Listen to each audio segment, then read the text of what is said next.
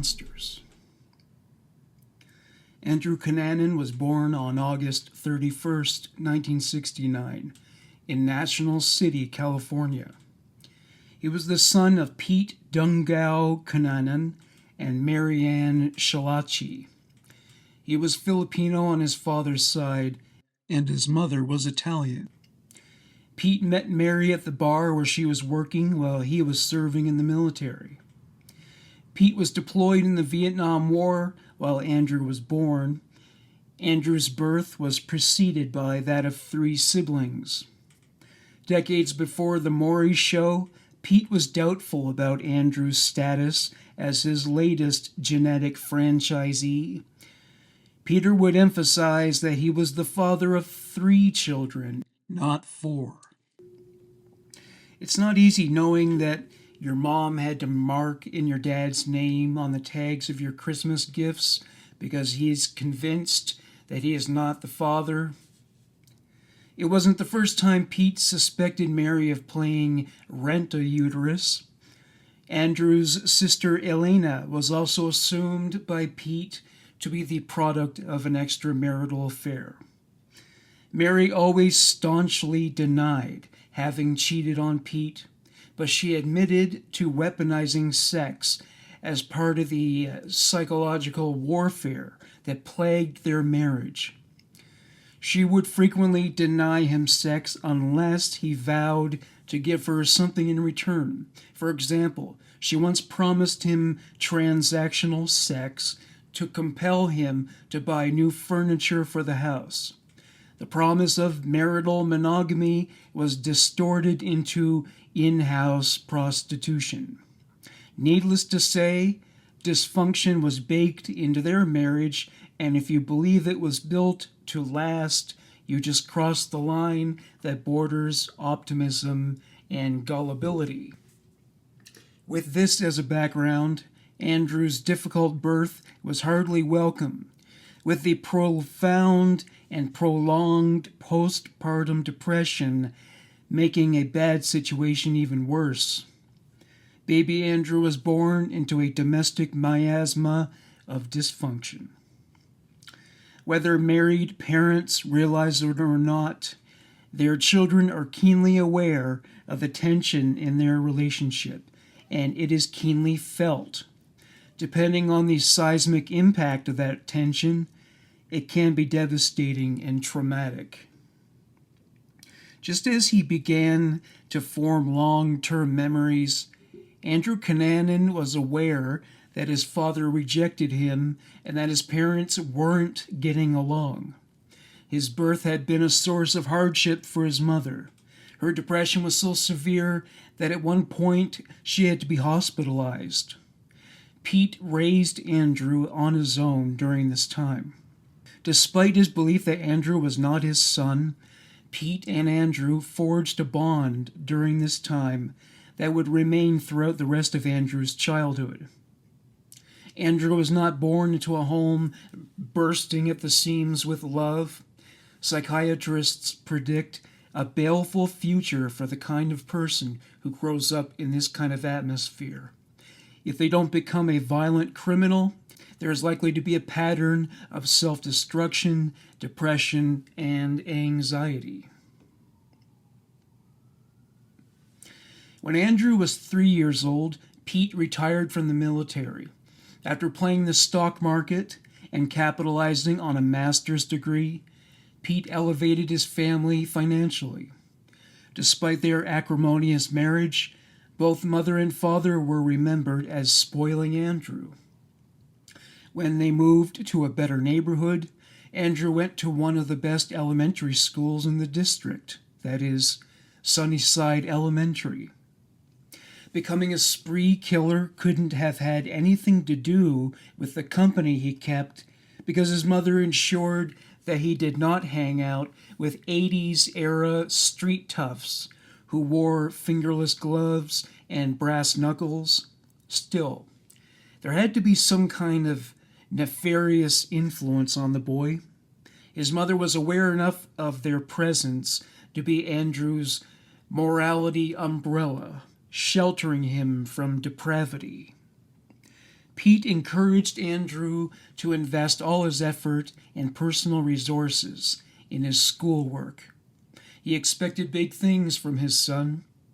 He felt strongly that the name Andrew Cunanan would go down in history one day. Oh, how correct he was. Andrew's IQ was tested when he was in the 3rd grade, and it came in at 147. As far as the intelligence quotient of the average murderer goes, he ranked far above that of someone like Otis Toole, whose IQ numbered in the double digits. After all, he was duped into confessing to the murder of Adam Walsh, having admitted it under pressure from ambitious detectives who were salivating for prestige and promotion. Andrew Cunanan could have succeeded in a wide variety of fields. One pursuit to which Andrew devoted himself to was mendacity. This kid approached the craft of lying as if he were a painter taking to canvas with oils. He planned his lies, thinking like a chess player so that he could cover all contingencies. Smart people are harder to lie to, so he would have to be ready for them. He had an answer to every question. You're definitely more likely to buy a used car from a guy like that. It began in high school, where he exaggerated about the aspects of his life with which he most wanted to impress people. The lies were rooted in truth. For instance, he told his classmates that his father was an investor who owned stock. Andrew inflated this data by saying that his father was the primary shareholder of Coca-Cola. On another occasion, he had his mother bring a swanky gourmet seafood dish for him and an acquaintance to eat at school during lunch. When his friend asked how he arranged for such a thing, he said he told his mother to make it and bring it, and she complied. Though Mary could deny Andrew very little while he was a child, the situation changed while he was a teenager. She was a staunch Catholic, and a devout one at that. Andrew, on the other hand, the future spree killer, was not spiritually inclined. Another thing, he was gay, and this was sure to have become an issue for him during his sexual awakening, as his family's religion condemned his sexual orientation. His mother was an old-school conservative, and the two would cross swords over their beliefs and lifestyles. Andrew was accepted to Bishop's High School, which was a prestigious institution. Bishop's is a private school, and it would be challenging for Andrew's parents to pay the tuition. Andrew fooled the students at his last school into thinking they were rich, but in reality, they were far from it. They paid the tuition because, though it did place the family in a fair amount of hardship, Andrew was the pride of the family and expected to out-earn even his father. So the way his parents saw it, it was money well spent. On his application to the school, he listed flashy clothes, expensive cars, and chess as his interests. All three of these items represented ego boosts for him. In the special abilities section, he listed dramatic arts and languages. He claimed to be multilingual. The latter was a dubious claim, since he was only fluent in English his entire life. He probably was strong in drama, since liars do have to fake sincerity, and that requires that one be an effective actor. He was known for being melodramatic, so that was a big help. He was always hungry for attention, and used his flair for the dramatic to draw the eyes and ears of others to his direction. He was noted by his peers to be jealous of the classmates whose families were truly as rich as he claimed his family was, because he knew he couldn't compete with those kids financially and materially. He took the tack of becoming more extroverted. He reasoned that if he became the life of the party and the class clown, he could attract the attention that others were drawing to themselves because of their expensive cars and designer jeans. It was the 80s, after all. Everybody wanted to out-own everybody else. He was remembered by a friend as being an exceptional storyteller. It occurred to his father that he could have parlayed that ability into diplomacy and that he would have excelled as a diplomacy major in university. But Andrew preferred to use that skill in his social life when trying to impress his peers.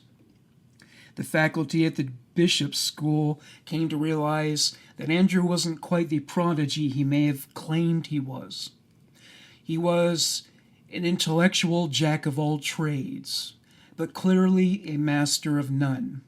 For if they challenged him to delve more deeply into a subject, he would come up short. His closest friends would discover after getting to know him better that his family wasn't as well off as he claimed. Sometimes it was hard for him to maintain the facade. His father would help him buttress that veneer on occasion. When Andrew was forced to miss a school field trip to see an opera, his father offered him a sports car as a consolation present, which Andrew gladly accepted. The 80s was not exactly the most gay-friendly decade. The specter of AIDS raised its ugly head, and the LGBT community was blamed for it. Homophobic stand-up comedians like Eddie Murphy, Sam Kinison, and Andrew Dice Clay disparaged the gay community with little consequence. In this social atmosphere, it was not easy for a young gay man to come out of the closet. Andrew Cunanan first came out to his close female friend Rachel. He would eventually open up about his sexuality with his school peers. They didn't take him seriously. After all, homosexuality was dismissed by many as a joke during the 80s, and much of what Andrew said was bullshit anyway. So when he told them he was gay, it was likely taken by most of them with the proverbial grain of salt.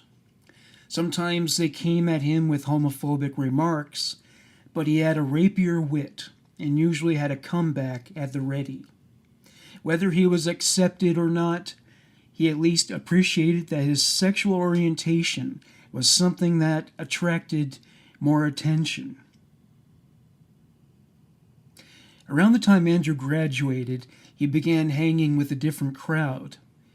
They did a lot of drugs and a lot of partying, and were willing to pass the straw and include Andrew in the festivities.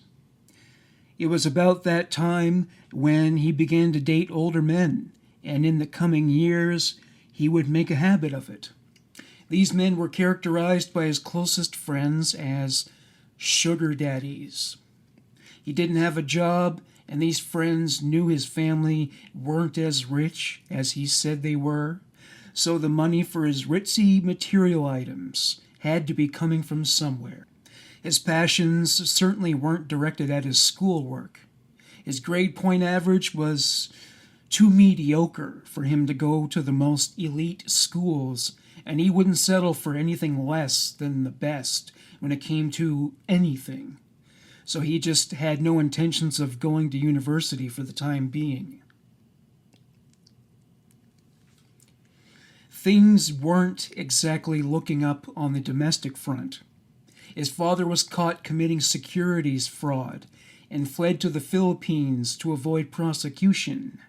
Mary's only means of supporting the family at this point was Pete's military pension. Andrew admired, respected, and, to some degree, even emulated his father. Pete's actions came like a betrayal to Andrew. It was shocking to him to learn that his father was really just a criminal. But ultimately, Andrew would mimic his father in that regard in the subsequent years. Andrew dragged himself to the University of California, but the shock of what his father had done was such a devastating distraction. He was not able to focus on his studies and soon dropped out. Liz Coate was a friend of Andrew's in high school, and she invited him to stay at her apartment in Berkeley. This building happened to be located close to a district known for its gayborhood. Liz's connections also brought him into contact with the upper crust, and that was something of which he was all too happy to take advantage. It was during this time that he met a man named James De Silva. He was so impressed with his financial status and with the flair of his name that he undertook his first attempt at identity theft. He would go as far as to book reservations under that name. He was also impressed with his wife, Marnie De Silva, who had once had the singer Deborah Harry as a roommate. Andrew would tell this story about himself, despite the fact that Deborah Harry's music career was taking off while he was still in underoos, Wonder Woman underoos. That last piece of intel was my speculation. He probably would have swung his purse at me over that one. Ultimately, even Andrew Cunanan was aware of how mediocre he was as a human being and constructed for himself a Frankenstein monster of deception and camouflage. The truth was far more ordinary, and that would not do for a young man so given to delusions of grandeur. Also, though he was very friendly, he was a narcissist who viewed others as his meal tickets. He only associated with those he could use for his own ends. Getting other people to foot the bill for him when it came to food and drink was certainly no problem. As one friend named Phil Merrill put it, he took the art of getting other people to pay for him to a level of real excellence. Another person Andrew chose to emulate was a friend named Eli Gould. He was gay and had taken Andrew out for drinks at a gay bar called Midnight Sun. Andrew was so taken with Eli's lifestyle and persona that he began to craft a new image based on his background and personality. He even converted to Judaism because Eli was Jewish. It was all a status thing. He wanted to live Eli's life. There was nothing spiritual about Andrew. From then on, he identified as being half Jewish, half Filipino, completely negating the Italian part of his heritage.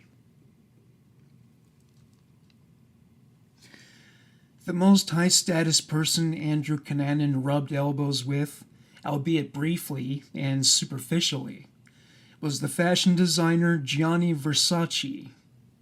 Versace's brand manufactured and designed more than just clothing, but what all his products had in common was that they represented elegance and luxury.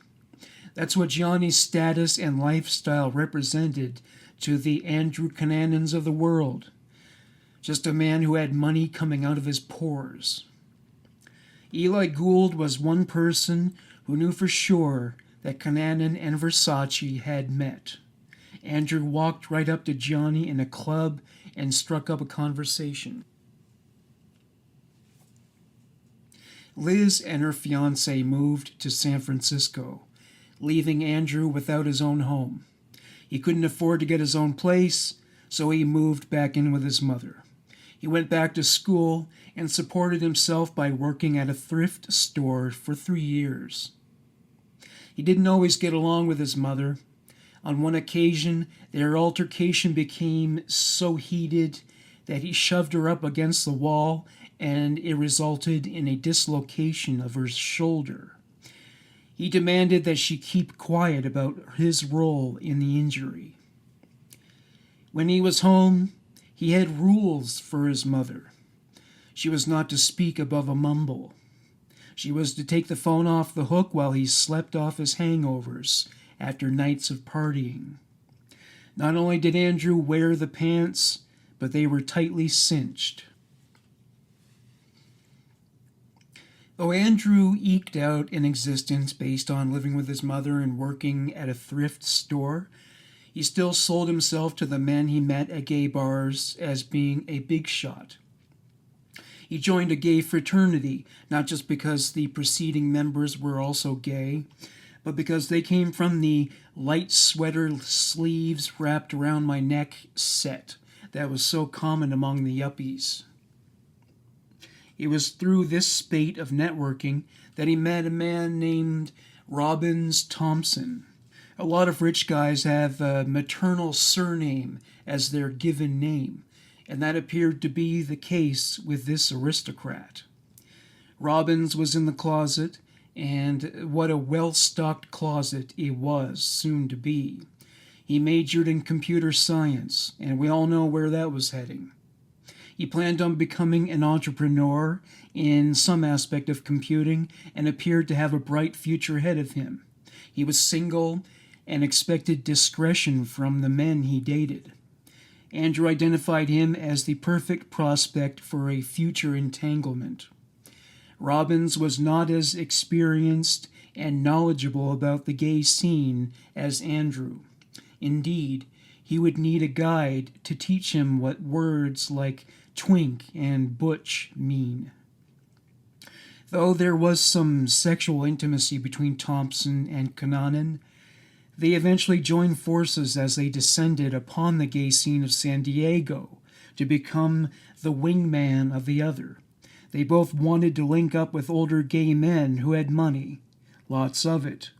One such specimen was an architect named Lincoln Aston, who had just divorced his wife and came out as gay. Andrew didn't have to twist his arm. Lincoln was sold before long, and they hooked up. Andrew was still telling tall tales about his background to impress people and come across as edgy. At this time, he was telling people he had mob ties. He would say that he had an associate in prison who would kill for him if he pulled the right strings. Andrew was especially fond of men from the Midwest who were naive and liable to believe his outlandish yarns of dubious authenticity. They were more familiar with livestock than larceny, and that's why Andrew was able to spin his web of deceit until it was opaque.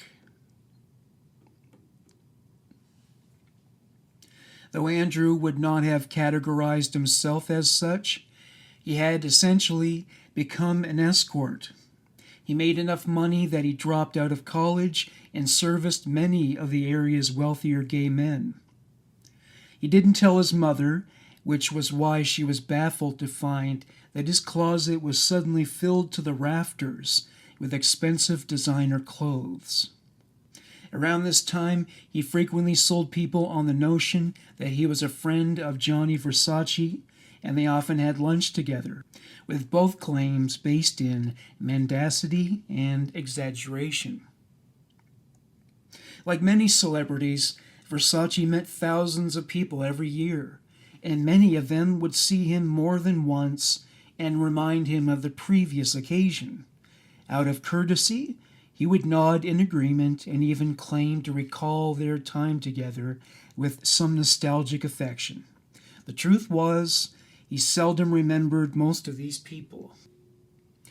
Out of all the people Andrew Cunanan suckholed, Johnny Versace was the man with whom he most wanted to align himself, and not just for one night. Becoming the personal companion of such a wealthy and important man offered a level of prestige and material security that Andrew hungered for. If it had the potential to happen at all, it would have to wait. In the meantime, Andrew met a man named Jeffrey Trail. Trail was a military man, and they mentored each other as friends in the gay scene. Jeff was impressed with the ways in which Andrew handled the regulars. He did have exceptional social skills. Andrew didn't pack it in when the drinkers called it quits for the evening. He would get jacked up on crystal meth and stay up well into the morning hours. He and his druggy friends would party until the birds started chirping. On meth, Andrew was even more loquacious and over the top. Nowadays, he would have embarrassed himself on TikTok and Instagram. If he had connections to network television, he might negotiate his way onto a reality show. Opportunities to capitalize on your narcissism didn't always abound back then, and Cunanan only had his asshole tweaker friends to play to. He would become depressed and paranoid when he came down from his high. He would disappear for long periods of time and claim to have been meeting and dining with the rich and famous. The truth was, he was no longer just doing drugs, but trafficking them. Miraculously, he never got caught. In 1994, Andrew met Norman Blatchford. He was older, wealthier, and gay. Andrew was selling drugs in larger and larger quantities, which meant selling them to a wealthier clientele. Andrew's middle-class friends couldn't keep up with his jet-set lifestyle, and few were inclined to try. Most of the money he made from selling went back into his habit. He got high off his own supply, and it gave way to a never-ending cycle. Norman still picked up the bill for a lot of his excursions with Andrew, whether it involved pricey restaurant meals, drinks, or even vacations overseas in places like Europe. Norman was far more introverted than Andrew and was more than happy to let him monopolize all the attention that was to be had. Andrew had impeccable manners and impressed people with how well read he was. He could hobnob with millionaires who were considerably higher educated but less ostentatious about their intellectual achievements. And after all, unlike Andrew, they didn't feel that they needed to prove that they were worthy of being there. Taking him at face value, one would assume that such a pursuit for a man like Andrew Cunanan was obligatory. Also important was that Andrew be discreet about the true nature of his relationship with Norman. Norman wanted everyone to believe that they were business partners, and Andrew was committed to maintaining that facade. After all, it was second nature to him by that point. Occasionally, in the right company, Andrew would say he was, quote, sponsored, end quote, by Norman, and that he was a, quote, kept boy, end quote. This was an acknowledgement that Andrew would bend over backwards for Norman and not just to be helpful in commercial affairs. Norman was furious that Andrew spilled these secrets. It didn't matter how trustworthy the recipients of that information were. He wanted his closet doors welded shut.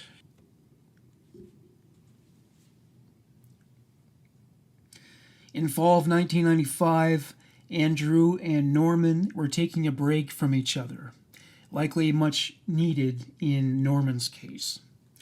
Andrew met a man named David Madson at this time. They met at a gay bar, and Andrew was quite taken with David's good looks. They had drinks that evening and even spent the night together, though they supposedly did not have sex. Allegedly, there was more talk than squawk, and they found out they had much in common, which included a gift of gab and the enjoyment thereof.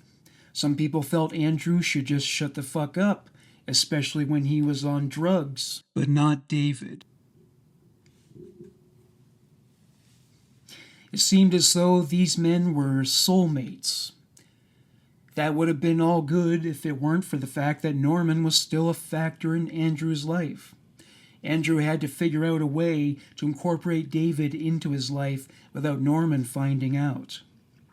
Whenever Andrew disappeared from the lives of Norman Blatchford and David Madson, he would tell them that he had a whole elaborate heterosexual life, complete with wife and child. He even showed them a picture of Liz Coate and her daughter as reinforcement.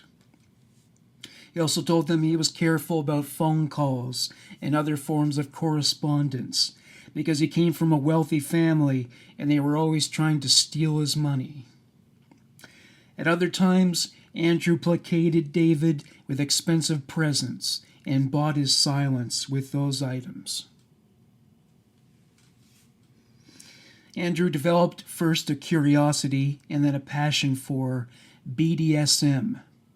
He certainly deserved to be whipped, but beyond the purview of sexual subcultures. Andrew had been exploring the S&M scene of San Francisco for some time, and he wanted to lure David into it. Andrew was a dom and became aggressive toward David in the sexual arena. David was not receptive to those sensibilities. Andrew was so disappointed he told David he was spending the summer of 1996 with relatives in France, when in reality he spent that time with Norman Blatchford.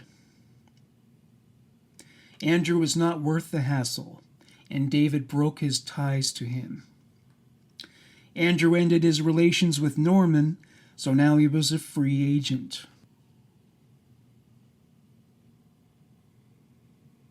Soon Andrew ran into an old friend named Stacy, who was eager to know how his life was going.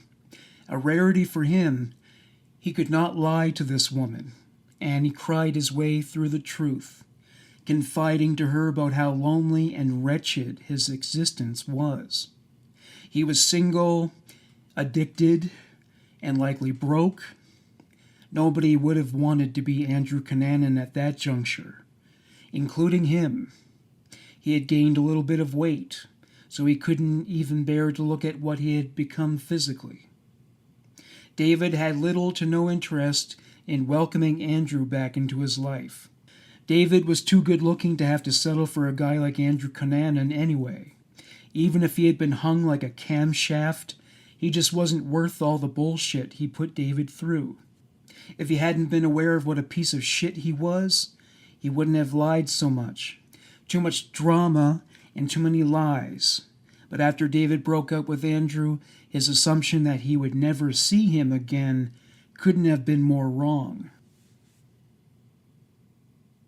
Andrew Cunanan started out 1997 at a low point. He was strung out on drugs, broke, in debt, and unfuckable.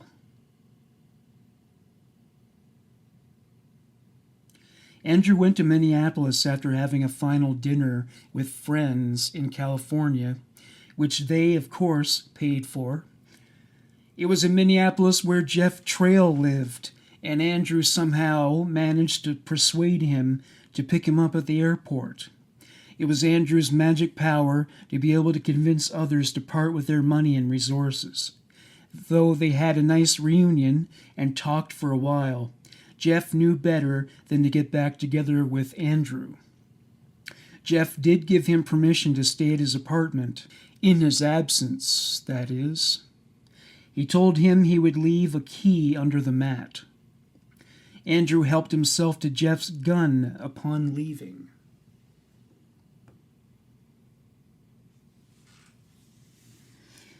Jeff knew Andrew took his gun, and he knew that he could find Andrew at David Madson's place.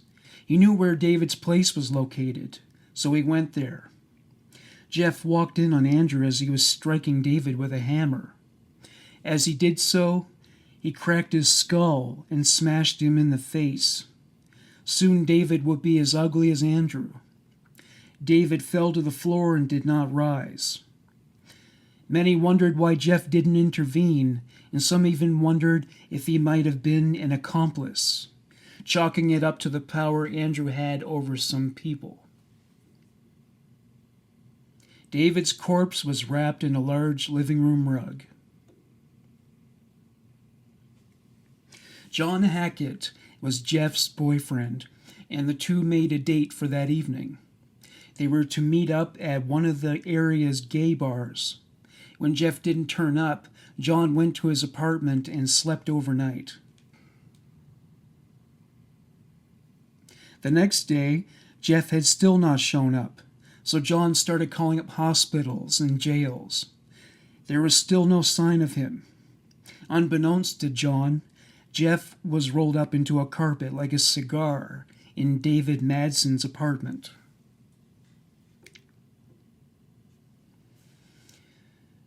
David Madson's body was found on May 3rd by a couple of fishermen. He had been left face down at the edge of a lake.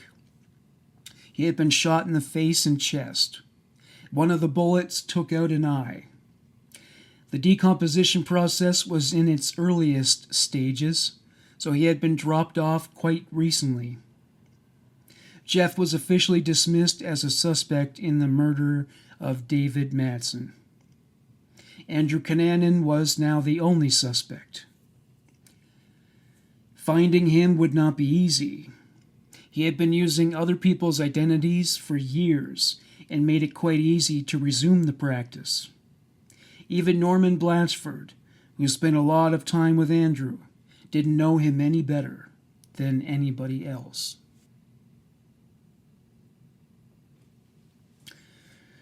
What do you know? After procuring his new car, Andrew embarked on a sudden road trip to Chicago. By new, I mean that he drove David's used car to the so-called Windy City, perhaps apropos for a man so full of hot air. He arrived on the 30th of that month, and if Abe Froman, the sausage king of Chicago, had been a real person, you can be sure that he would have wanted to attach himself to him like a leech and bleed him of as much cash and valuables as possible. But his very real life was not a scene out of Ferris Bueller's Day Off, so he had to figure out how he was going to support himself between kills. This wasn't Andrew's first visit to Chicago. In fact, he knew the city very well. So much so, he was familiar with a district known as the Gold Coast, so called because of the high-priced lakeside properties of the rich people he knew there. He told people he knew in California that he was a Gold Coast investor. His knowledge and integrity when it came to matters concerning real estate was more comparable to those of Tom Vu. When Andrew bragged to friends about how successful he was, he sounded like a late-night infomercial for a seminar. But, just like Tom Vu, he was full of shit. The truth was, he would try his darndest to use his moneyed friends in Chicago, and if they weren't lucky, they would become as dead as the Polish sausage the city is known for. Of all the people unknowingly targeted by Andrew Cunanan in the greater Chicago area, Lee Miglin, a successful real estate investor, found himself securely within the crosshairs of a man who had earned nothing but felt he was entirely entitled to the spoils of the victors.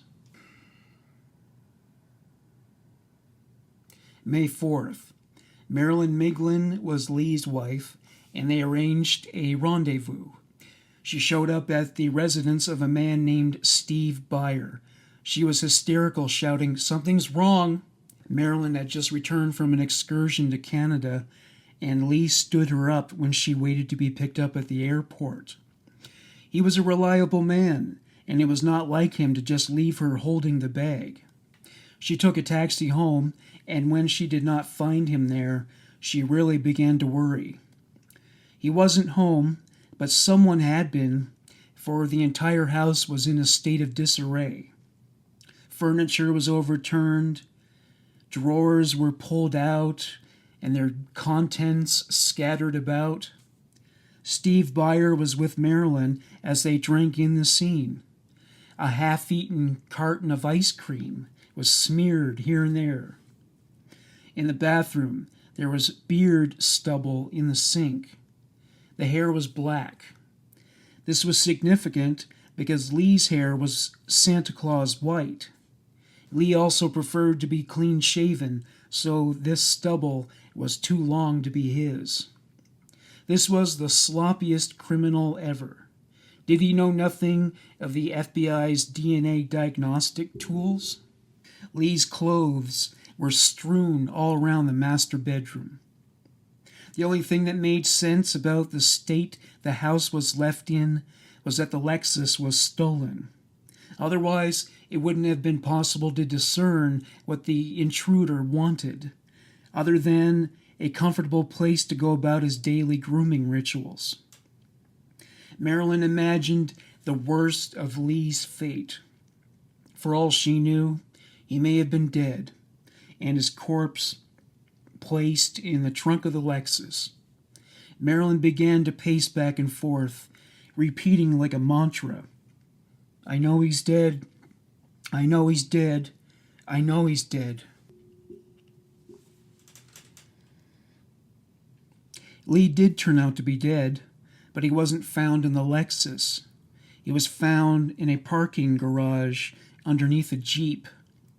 Before depositing Miglin's body there, Andrew Cunanan almost decapitated him by taking some kind of gardening saw to his head. He followed up by placing 2 heavy bags of cement on top of him, which crushed his ribs.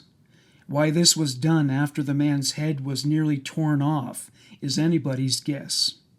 He also used bags of garbage to hide the body, and perhaps also as a means to deliver one final insult. Miglin probably didn't fight back. In fact, he once said that if he were ever in such a situation, he wouldn't resist. Rich people are targeted by criminals all the time, so it is likely something he felt he had to seriously consider.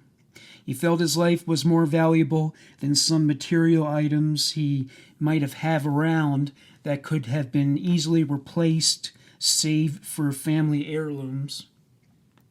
The problem was, this was an offender who was out for more than material compensation.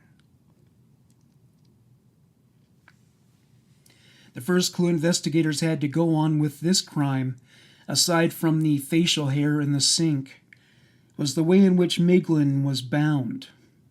It was reminiscent of the kind of bondage that is enjoyed by people who wear leather masks with zippers for mouths.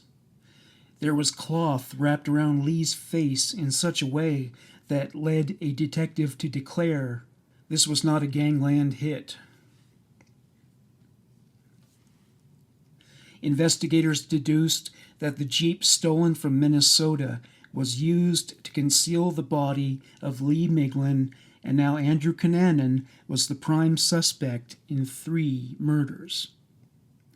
It wasn't wise for Andrew to drive the Lexus cross-country, for Lee had had a cell phone installed in the car, and Andrew wasn't smart enough to know how to disconnect the signal, so though he didn't answer the phone, it continued to receive calls, and law enforcement continued to call the car, and they were always able to trace the calls to Andrew's current location based on where the call was received.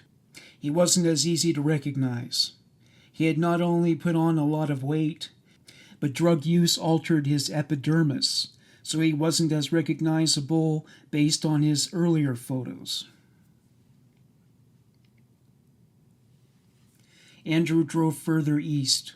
The car's phone was tracked to Philadelphia and then to New York City. When he began to see himself on the evening news as the notorious but elusive murder suspect, he ditched the Lexus and its phone to throw the investigators off his trail. William Reese was the next man to be targeted by Andrew Cunanan. Reese owned a pickup truck, and not only was it not as prestigious as a Lexus, but it was unlikely to be outfitted with a 1997-era high-priced cellular phone. and it wasn't. William's wife, Rebecca, sensed that something was not right. William was reliable and habitual, coming through the door at the end of every workday as groundskeeper at a cemetery at 5:30 p.m. This day he didn't return at that time. More worrisome was the fact that William had recently been diagnosed with muscular dystrophy, so a bodily breakdown was within the realm of possibility. If it had happened while he was driving, there could have been a serious accident. The most recent intel Rebecca received about her husband was that his truck had been peeling rubber down the street, squealing tires and all. This was not his way. He was a very careful driver. There was nothing ostentatious about him. It was only after it was discovered that William's truck had been stolen that such behavior behind the wheel of his truck would make sense. Rebecca went to the cemetery and broke into William's office. Fearing the worst, she found that he was not present. More worried now, she called the police. When the police arrived at the cemetery, the burial ground soon became a crime scene. William Reese was found dead with a gunshot wound in his head. He was killed with the same gun that was used to kill David Madson. One detective, Tom Canavo, surmised that Reese was killed execution style. As Canavo put it, he had him kneel down and shot him in the back of the head. Other experts accepted this view of the situation. They also accepted that the most likely motive of the killer was to take the man's truck. Andrew Cunanan, fresh from this kill, headed down I-95 straight towards Florida. Cunanan made very few stops along the way to the sex offender capital of America. One place he did stop in was Florence, South Carolina. He stopped at a Walmart, and it wasn't for prices that can't be beat. He stole license plates from another vehicle so that he would be harder to track. From there, he drove another 1,000 miles all the way to Miami. He parked the truck at the Normandy Plaza Hotel. It was located in the South Beach area, which is known for being frequented by the local gay community. In May 1997, Gianni Versace and his sister, business partner, Donatella, were among the melanoma farmers roasting under the Florida sun in South Beach. Andrew Cunanan undertook the venture of familiarizing himself with the South Beach gay scene. He frequented the bars and clubs and spent as much stolen cash and money made from pawning stolen items as he could there, since he didn't know anyone well enough to convince them to pay his way. He met a man who would become known as Brad. Brad said that they danced together at the clubs and that Andrew had his hands all over him, like Brad was boarding a flight and Andrew was searching for metallic items. This was on the dance floor in front of everybody else.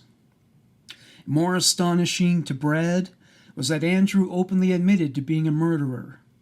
Brad asked him what he did for a living, and Andrew actually said, "Serial killer." Brad didn't take it seriously, as Andrew had had a few drinks, and people will say all kinds of outlandish things when they're drunk.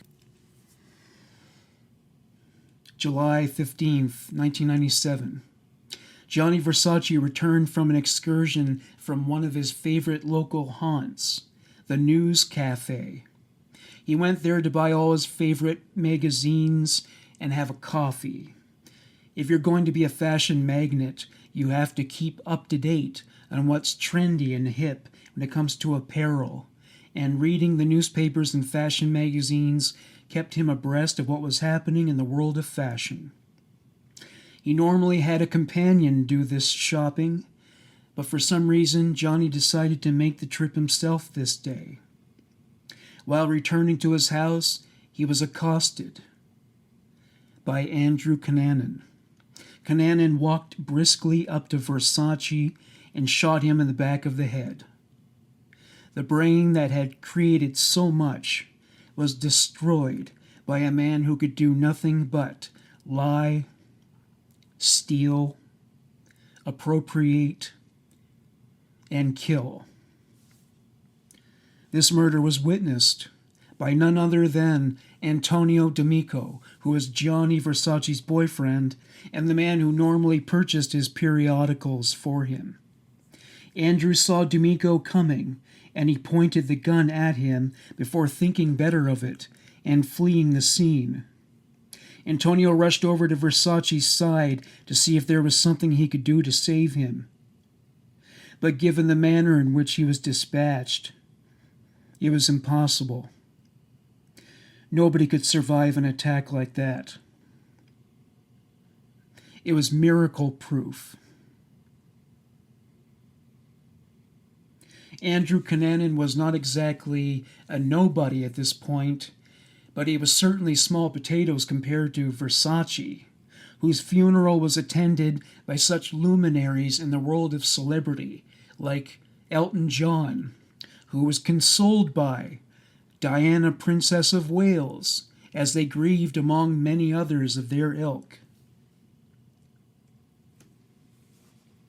Realizing he would have to lay low for a while, Andrew ditched the truck and refrained from killing people. William Reese's truck was found, and the evidence against Andrew Cunanan was sweeping across the land like a virus in search of a single host. Killing an international celebrity was Cunanan's biggest mistake. The Versace family used all their clout as public figures and goaded the local police into action. It worked. The police created a dragnet dedicated solely to finding the man who killed Gianni Versace, and the phone would not stop ringing until he was found. There was also concern that the murderer was targeting gay men because of homophobic bigotry. Knowing he had to hide, Andrew found a houseboat that was accessible and unoccupied, and it was there where he contained himself. July 23rd, 1997. A man assigned to the role of caretaker for the boat heard a gunshot ring out from it. They didn't enter the boat to investigate. They reported the incident to the police.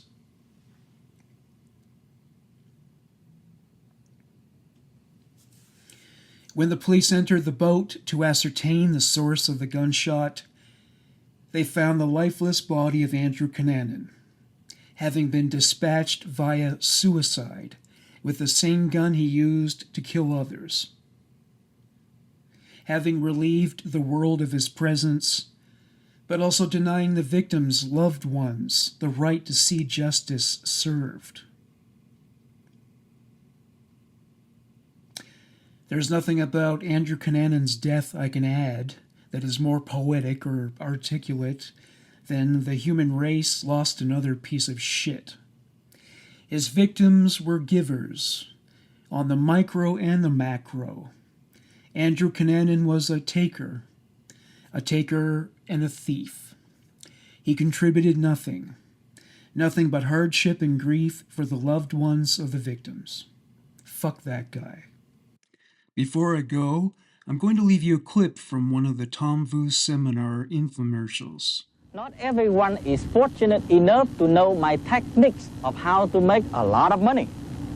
The Tom Vu method differs from others in that his system teaches you how to make money in real estate immediately and enjoy life right away. I know some of you are thinking, my seminar is the same like everybody else's seminar. My seminar is not the same like everybody else. My course is copyrighted. It means no one else is allowed to teach my unique course. Plus, my system can show you how to put money in your pocket in real estate right away. Tom Vu says a key to making quick money in real estate is to know how to deal in distressed properties. He says you can locate money-making properties every day. This is another house I just bought. It's worth $500,000. Using my own technique, I pay only $285,000. I make $215,000 on this house. What can you do with $215,000? You can take 10 trips around the world, send 4 or 5 of your kids to go to college, or you can even buy a Rolls Royce. Come to my seminar. I show you how to make all kinds of money. Here's a secret for you to make millions. Very simple. Learn how to do your first real estate transaction. Make a small profit, and after that, don't quit. Keep repeating the same successful process many times over. You'll become very wealthy. Here's another example how easy it is you can make a lot of money. Take a look at this house, my friend. It's worth $500,000. I pick it up for $285,000, making $215,000 profit. If you can do about 10 deals like this, the way I'm about to show you, you can retire multimillionaire. People say that I'm a genius, but I'm not smarter than anybody. I'm only a lucky boy who found a genius money-making system.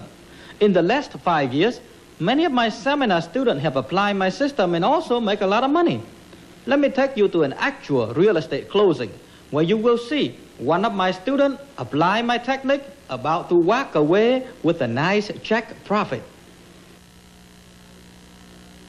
I invite you to come to my seminar, learn how to make a lot of money. Once you have a taste of a good life, you will never go back. I didn't have all this at first. I started with nothing, less than nothing. In just a few years, I made a fortune. I have everything I ever wanted. You can do the same thing too. If you know my technique to make a fortune, you don't need a credit, you don't need money, you don't even need a college degree to get started. If you have a desire, get the guts, come to my seminar. Let me show you how. I know lots of you out there are skeptical. In my hand, framed, is a check for $203,029.32. I net in one transaction, one deal.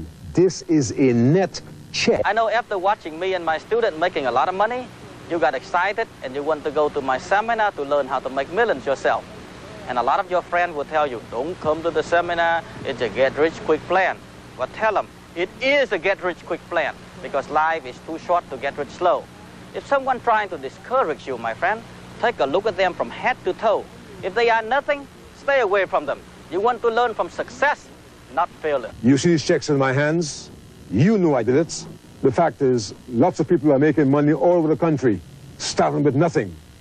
If you don't know how, the seminar will show you exactly how. I never forget what my grandfather told me. There are 2 kinds of people in life, the doer and the loser. Which one are you? Are you sick and tired of where you are, working hard for years for nothing? Are you excited about watching my student making a fortune on TV? You know, many of these people started out with little or no cash and no credit, no experience. Do you have a guts to step out of where you are to achieve your financial freedom? Then come to my 3 hours Success and Real Estate Investing Seminar. The cover charge for this seminar is not $1,000. It's not even $500. It's not even $100. The cover charge, my friend, is free. Free. And if you're not willing to spend 3 free hours to learn from a self-made millionaire to maximize your opportunity, you deserve to be broke.